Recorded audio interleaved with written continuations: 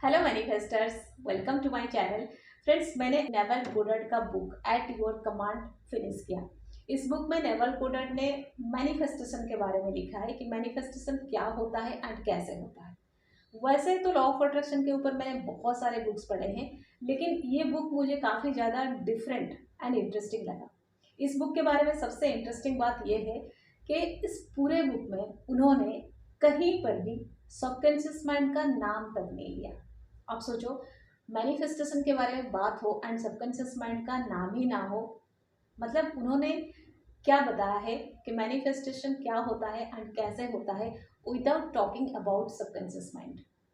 मुझे इस बुक से काफ़ी कुछ नया सीखने को मिला एंड मुझे लगा ये नॉलेज मुझे आप लोगों के साथ शेयर करनी चाहिए। आज के इस वीडियो में आपको एट योर कमांड बुक का चैप्टर 1 सुनने को या जानने को मिलेगा। इसके बाकी जो 5 चैप्टर्स है उसके लिए मैं 5 वीडियोस बनाने वाली हूँ, अपलोड करने वाली हूँ। तो आपको ये करना है कि चैनल सब्सक्राइब कर ले, नोटिफिकेशन बेल भी प्रेस कर दे, ताकि जब भी मेरा वीडियो अपलोड हो आपको नोटिफिकेशन मिल जाए एंड आप एट योर कमांड बुक का कोई भी एक पार्ट मिस किए बिना सारे चैप्टर्स को या फिर पूरे बुक को आप जानो या पढ़ो या सीखो। ठीक है, तो फिर चलिए शुरू करते हैं आज का वीडियो एंड इससे पहले सब्सक्राइब कर लेते हैं ये channel. Hello friends, good morning. My name is Renita Patnaik. I am a physical and a mental fitness counselor. I advise, suggest and help people how to stay fit both physically as well as mentally. And my passion is to live and live a healthy and happy life.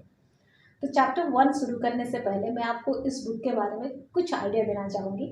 ये जो book है, naval गोडर्ड ने इसे mostly Bible के ऊपर base करके लिखा है। आप जब ये वीडियो कंप्लीट वॉच कर लेते हो तो आपको एट योर कमांड बुक के बारे में पता चलता तो है ही, उसके साथ साथ बाइबल के बारे में भी थोड़ा बहुत नॉलेज मिलता है एंड उसके साथ साथ ये भी समझ आता है कि बाइबल जैसे बुक में भी मैनिफेस्टेशन के बारे में कुछ बताया गया है। ठीक है, तो चलिए शुरू करते हैं। At your command by Neville Goddard, chapter number 1। At your command, आपके आदेश पर। आप कोई आदेश दो और वो पालन किया जाए, यानी कि आप जो चाहते हो वो आपको मिल जाए, या फिर आप जो बनना चाहते हो वो आप बन जाओ। क्या ऐसा हो सकता है? यस, बिल्कुल हो सकता है। ऐसा अक्सर होता है। आपके लाइफ में जो कुछ भी होता है या फिर आपके लाइफ में जो कुछ प्रकट होता है वो सब कुछ आपने खुद आदेश दिया है होने के लिए। एंड ऐसा हमेशा होता है, तब तक होता है जब तक आप हो। क्या ये सब बार बार रिपीट करने से, आफर्म करने से होता है? जरूरी नहीं। घोषणा या आदेश हमेशा चेतना के स्तर पे की जाती है, यानी कि डिक्लेरेशन या कमांड हमेशा कॉन्शियसनेस के लेवल पे की जाती है। फॉर एग्जाम्पल, कोई इंसान गूंगा है या बहरा है तो यह हमेशा आफर्म नहीं करता कि मैं गूंगा हूँ, मैं बहरा हूँ, मैं गूंगा हूँ, मैं बहरा हूँ। वो अपने कॉन्शियस के लेवल पे अपने आप को गूंगा या बहरा मानता है एंड वो हमेशा गूंगा बहरा रहता है। कोई गरीब इंसान वो कितना भी आफर्म कर ले, मैं अमीर हूँ, आई एम रिच, लेकिन वो अपने कॉन्शियसनेस के लेवल पे खुद को गरीब मानता है एंड ऐसा करके वो अपने आप को हमेशा गरीब बनाए रखता है। जैसे हम मानते हैं कि इस दुनिया में जो भी कुछ होता है भगवान या गॉड करते हैं, या फिर इस दुनिया में जो भी कुछ होता है गॉड या भगवान के वजह से होता है।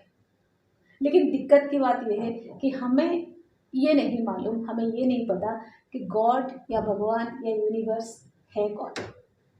जैसे मैंने शुरू में कहा था कि इस बुक को नेवल गोडर्ड ने बाइबल के बेस पर लिखा है, तो उन्होंने ये बताया है कि जीसस क्राइस्ट ये कहते थे कि आई एम गॉड। इसका मतलब क्या है? जीसस क्राइस्ट गॉड है? नो, उन्होंने ये नहीं कहा था कि आई जीसस एम गॉड। नो, उन्होंने कहा आई एम गॉड। ये जो आई एम है ये गॉड है।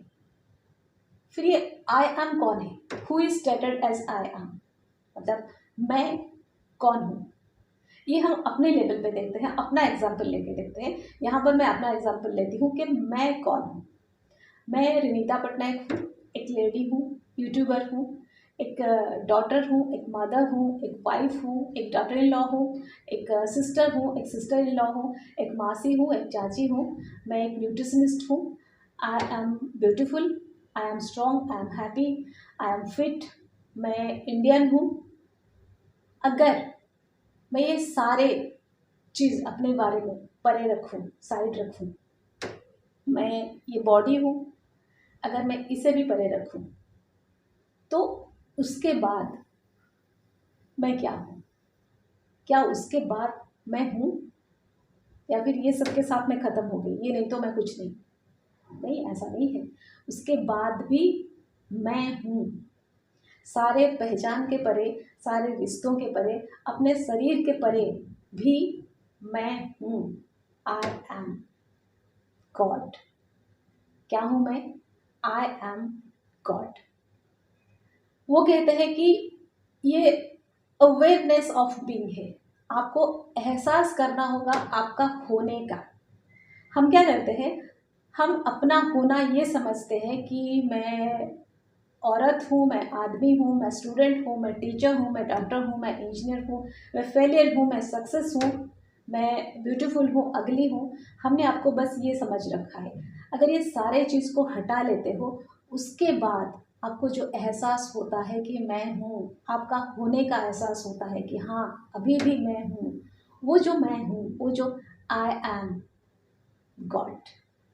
God is man's awareness of being. God इंसान का होने का एहसास होता है।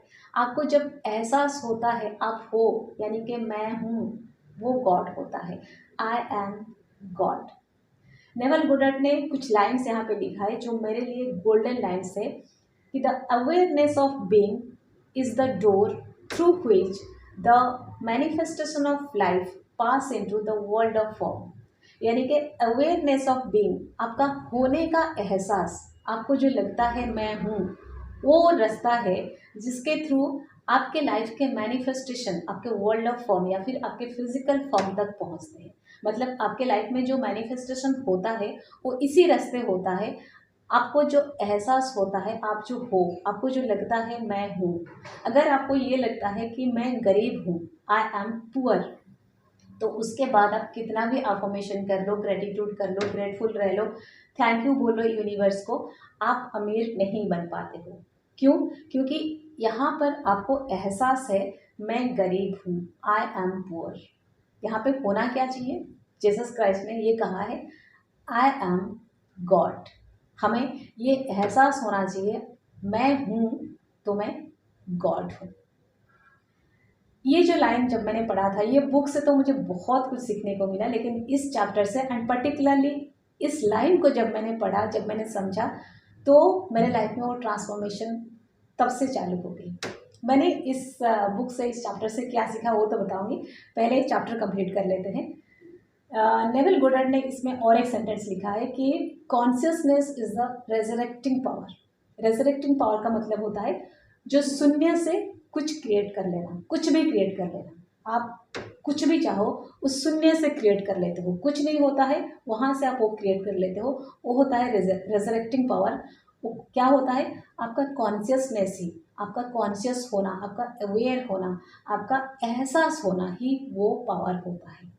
आप कंप्लीटली फेलियर होते हो, कंप्लीटली शून्य होते हो, वहाँ से भी आप सक्सेस क्रिएट कर लेते हो। आप बिल्कुल गरीब होते हो, आपके पास पैसे नहीं होता है, कंप्लीटली जीरो होते हो, आप वहाँ से भी ढेर सारे मनी क्रिएट कर लेते हो। ये consciousness is the resurrecting power. आपका कॉन्शियसनेस क्या कहता है, आपको क्या एहसास है, आप अपने आप को क्या मानते हो, मैं हूँ, वहीं से क्रिएट होता है सब कुछ, एंड वो सारा कुछ आपके लाइफ में मैनिफेस्ट होता है। इंसान अपने लाइफ में जो कुछ होता है, जो कुछ उसे मिलता है, जो कुछ उसके लाइफ में प्रकट होता है, वो उसके कॉन्शियसनेस के थ्रू एंड कॉन्शियसनेस के वजह से ही होता है। जो वो अवेयर होता है, जो उसको एहसास होता है, जो खुद को मानता है, वही उसके लाइफ में होता है या फिर दिखता है या फिर मैनिफेस्ट होता है। जीसस क्राइस्ट ने ये कहा है कि अगर कोई आपको कहता है इधर देखो, उधर देखो, यहाँ गॉड है, वहाँ गॉड है, then don't listen to them. The kingdom of God और the heaven is within you. आप ही गॉड हो, यू आर गॉड। और ये कह सकते हैं कि आई एम गॉड। मैं आपको सजेस्ट करूंगी कि ये वीडियो आप बार बार देखो एंड ये सेंटेंस को अच्छी तरह से समझ जाओ, इसको रियलाइज करो, अपना होने का एहसास, वो एहसास करो। आप हो, ये आपको रियलाइज होना चाहिए कि यस मैं हूँ। एंड मैं कौन हूँ? आई एम गॉड। जब मैंने ये सेंटेंस पढ़ा कि मैं हूँ एंड आई एम गॉड, तो मुझे लगा अगर आई एम गॉड तो गॉड के लिए तो सब कुछ पॉसिबल है। रिच होना, सक्सेस होना, हैप्पी होना, हेल्थी होना, फिट होना, ब्यूटीफुल होना, everything is possible for God. तो मुझे वो डाउट और डर, वो क्वेश्चन, वो लैक ऑफ कॉन्फिडेंस एकदम से मेरा ख़त्म हो गया, क्योंकि मुझे लगा कि everything is possible for God. मैं गॉड हूँ तो मैं रिच हूँ, मैं सक्सेसफुल हूँ, मैं हैप्पी हूँ, मैं ब्यूटीफुल हूँ, मैं हेल्थी हूँ, एवरीथिंग, मैं सब कुछ हूँ। एंड मैं तो ये भी अफर्म करती थी कि आई am God rich, I am God successful, I am God happy. मैं ये सिर्फ अफर्म नहीं करती थी, मुझे ये एहसास होने लगा था। मेरा एहसास ये था, या फिर मुझे ये रियलाइज़ होता था कि आई am God rich, I am God happy, I am God successful. आप जब इस सेंटेंस को समझ जाते हो एंड ये रियलाइज़ कर लेते हो, आपको ये एहसास होता है कि मैं हूँ। मेरे लाइफ में चाहे कितने भी प्रॉब्लम्स हो, कितने भी दुख हो, कितने भी तकलीफ हो, कितनी भी गरीबी हो, कितने भी फेलियर्स हो, अगर ये सारे चीज़ को मैं हटा दूँ, उसके बाद भी मैं हूँ। I am and I am God. यहाँ से आपको कॉन्फिडेंस मिल जाएगी, यहाँ से आपको बिलीफ क्रिएट हो जाएगा। आप कोई भी डाउट आपके अंदर नहीं रहेगा, आप खुश हो जाओगे, आप रिच हो जाओगे, मतलब सब कुछ, मतलब आप जो भी यहाँ पे सोच सकते हो, क्योंकि मैं गॉड हूँ, मैं जो इमेजिन कर सकता हूँ वो मैं हूँ। एंड आपको बता दूँ, ये फर्स्ट चैप्टर में ये जो नॉलेज बताया गया है, ये जो इन्फॉर्मेशन दिया गया है, आप जब इसको एहसास कर लेते हो, इसको समझ जाते हो, इसको फील कर लेते हो, ये चीज़ आपको बाकी पूरे बुक में इसकी ज़रूरत पड़ती है। तब जाके बाकी बुक में जो नॉलेज दिया गया है, जो चीज़ बताई गई है, आप उसको फॉलो कर पाते हो, आप उसको अप्लाई कर पाते हो, आप उसको समझ पाते हो, आप उस हिसाब से वर्क कर पाते हो, आगे बढ़ पाते हो। तो सबसे पहले इस चैप्टर को अच्छे से समझ जाओ एंड मेरा नेक्स्ट वीडियो के लिए या फिर चैप्टर 2 के लिए वेट करो। मैं बहुत जल्द चैप्टर 2 अपलोड करने वाली हूँ। तब तक आप चैप्टर 1 अच्छे से समझ जाओ। आपको एहसास होना चाहिए कि आप हो, आपको एहसास होना चाहिए कि मैं हूँ, आपको एहसास होना चाहिए कि आई एम गॉड। ठीक है? तो friends, that's all for today. Stay happy always. Bye bye.